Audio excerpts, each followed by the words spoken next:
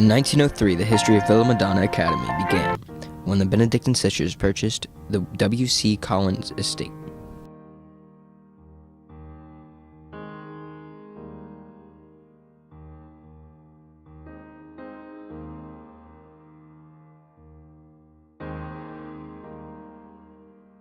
This estate had one building, the Collins Home, which was built in 1870. This building served as the residence for the teachers and students when the school began. Thursday, September 8, 1904, was the first day of school for the Villa Madonna Academy. 12 students were enrolled at this time. The school transportation was a horse named Teddy and a wagon. This was the beginning of the history of Villa. Well, the first ones who came were all elementary students, and they lived in the guest house, it was called the Collins House then, and then named Villa Madonna. That was their life, that was their home. They might get to go home at Thanksgiving and Christmas, and so they all got to be very close. They played together, they had school together, they ate together, they slept together in the same dormitory, which was the third floor. It was like a big attic, and they all slept up there.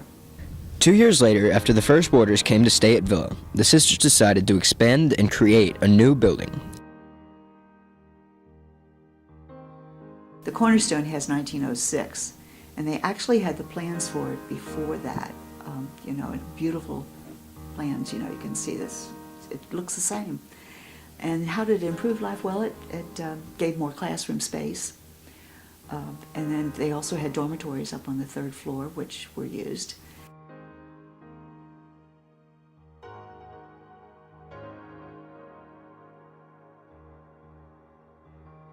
In September of 1907, Villa began accepting high school students, with 12 students in the freshman class and 37 in the elementary school. The school went very well for many years. In 1911, Villa had its first graduating class, which contained 4 girls. They were also the first class to use the new academic building. In the year 1919, Villa had a visit from some dangerous people, the Ku Klux Klan. But the situation was handled by Sister Vincentia. Well, the story is that Sister Vincentia, who was the directress here, got word that they were coming, and they did come, and they were going to build a cross and have a cross burning here because it's a high hilltop and could be seen for miles around. And she came out, I don't know how true this is, but it's written down. She had a pistol, her brother's pistol, and she came out and she told them to get off the property, that she was going to protect her girls, and they left. They didn't have a cross burning. Villa already had an elementary school and a high school, so the next logical step would be a college. So in 1921, Villa Madonna College began. It was started by the Benedictine sisters and was meant to be a training college for those who were going to be teachers, but it kept growing. So the sisters had a school down on 12th Street called St. Walburg Academy. It was right behind the cathedral, and they had an academy there, so some of the classes went down there, and then they had a bus, and they called it the Wisdom Wagon, which would take the college girls from here down to there. In 1929, the Villa Madonna College moved to 12th Street in Covington, but the building has since been demolished. The school itself is currently located in Crestview Hills and known as Thomas More College, and is no longer associated with Villa. So, like other things, it just kept growing and growing and growing, and finally they got some property out in Crestview Hills, and they renamed it. There was a lot of confusion with Villa Madonna Academy and Villa Madonna College because at one time they were both here, and mail would frequently get mixed up and so on. So, one of the most memorable symbols of Villa is something that those who enter Villa every day will see: the decorative stone entrance, which was built back in 1931. I think it was under the leadership of Mother Margaret, who eventually, she had been art teacher here for many years, and then later on she taught art down at the college in Covington. But it was during her term as mother, the prioress head of the community, that was put up. After many years, a new addition would be added to the campus of Villa Madonna Academy, a new school building to be connected to the old building. But again, it was growing, and actually plans for it were before 1956. So the cornerstone says 1956, and the students didn't move into it until 1958. But if you look at the old yearbooks, like 1957, you can see it under construction.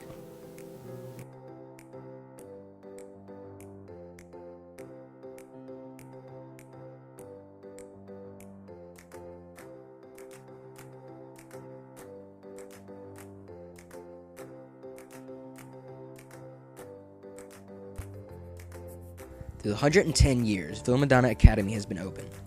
Student life has changed in many ways, from uniforms to everyday activities that students are able to participate in.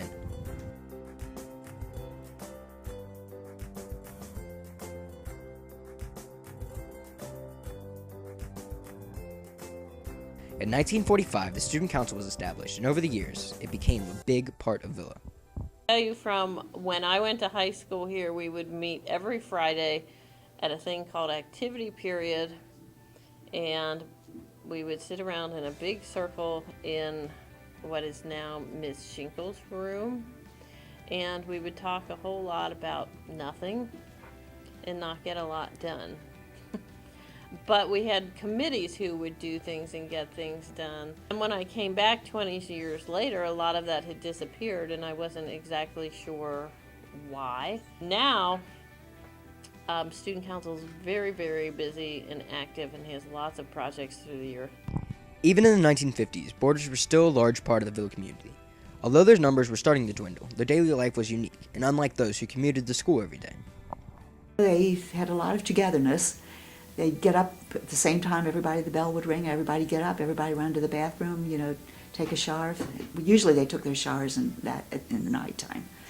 But everybody had to brush their teeth, they had to run over, have breakfast, come back over, get dressed for school, make their beds, get their books together, and then they spent time in school. And then after school they would have a lot of time together, just talking and gabbing until study hall time. And then they had their study hall, and in the evening they had recreation in another study hall. And then they'd have to get ready for bed, and lights went out at a certain time, and everybody better be in. Over the years, Villa has had many activities and types of recreation for the students, from a bowling alley to even a swimming pool. At that time also, there were bowling alleys, 2 bowling alleys. I think some hotel or something gave the sisters the bowling alleys because we had boarders, and this gave them a little outlet. So the bowling alleys were in what is presently the kindergarten area. The pool area was there. I think that probably was there from the beginning. Originally, Villa offered an entire curriculum, but the administration decided to take the school in a more educational direction. The high school was converted into a college prep school, swapping classes like woodshop and home economics for AP classes. We had a comprehensive high school that included business courses and those types of courses to give students job preparation right away. With the size of the school changing, we could not continue to have all of those classes and do the best job for everybody. So going to college prep was probably a good idea. In 1977, student life changed completely and forever. It was the first year that boys were admitted into the elementary school. When I first started, there were very few boys. I think there were maybe 3 boys in that graduating class. And since then, the male to female ratio has balanced out, and I think that's made a big difference. There are a lot more sports that students are involved in, a lot more activities. Well, I remember when I was teaching here, and my first time I taught here during the late 60s and early 70s, a lot of parents wanted their sons to have the same education as their daughters did. And so they were always pushing us, why don't you take boys? Why don't you take boys? And then in the 70s, enrollment started going down, down, down. And so we started taking boys then to help the enrollment. Didn't help too much at first. In 1983, I think, was our lowest enrollment. And that's when I came back, and there were boys in the grade school, but not in the high school yet. Student life has changed over the years, but the one constant has been the Benedictine core values. Students since Villa opened its doors have shown nothing but respect, stewardship, hospitality, and many more key values.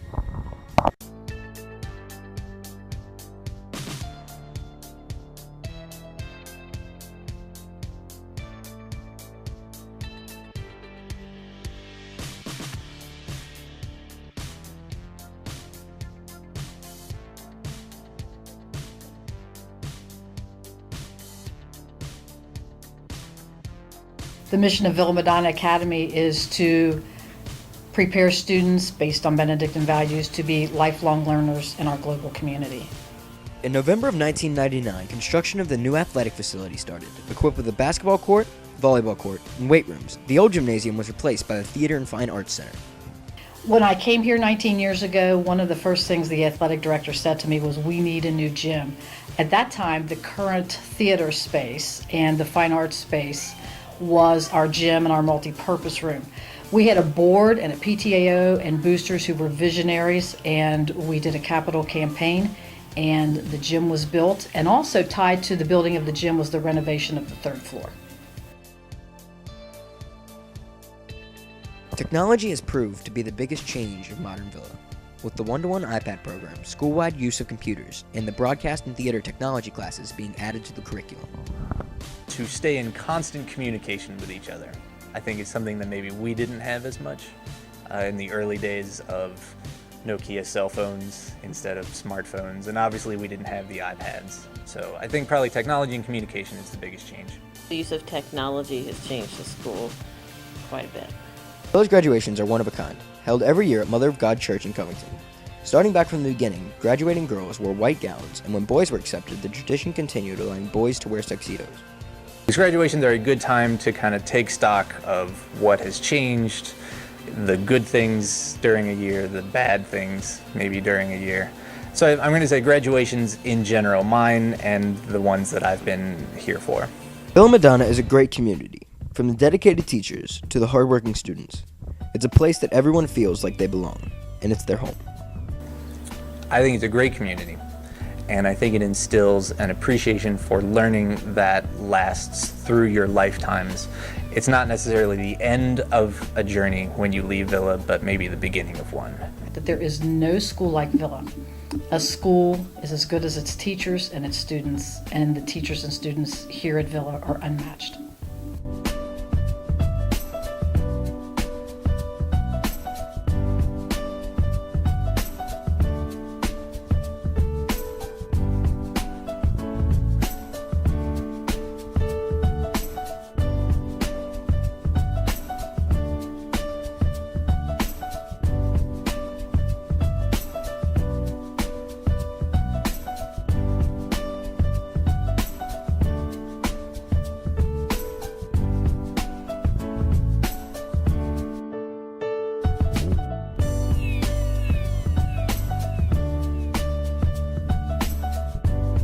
Villa. Villa. Villa. Villa. Villa.